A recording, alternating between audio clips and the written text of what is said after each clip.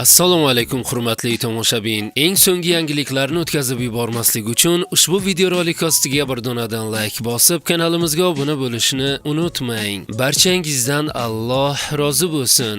Tezkor xabar: O'zbekistonda ish haqi, pensiya, nafaqa va stipendiyalar miqdori 7% ga oshiriladi. Bu haqda prezident farmoni imzolandi. Unga ko'ra 2026-yil 1-iyuldan pensiyalar va nafaqalar hamda ijtimoiy reyestrga kiritilgan oilalarga bolalar nafaqalari va moddiy yordam to'lovlarining miqdorlari 7% ga oshiriladi. 1-sentyabrdan esa byudjet tashkilotlari xodimlarining ish haqi va stipendiyalar miqdori ham 7% ga oshadi. Shuningdek, 1-iyuldan e'tiboran pensiyani bazaviy hisoblash miqdori oyiga 504 ming so'm etib, 1-sentyabrdan boshlab esa mehnatga haq to'lashning eng kam miqdori oyiga 1 360 ming so'm, bazaviy hisoblash miqdori esa 440 ming so'm etib belgilanadi. Hurmatli tomoshabin, ushbu videorolik ostiga bir donadan like bosib, kanalimizga obuna bo'ling va bizni kuzatishda davom eting.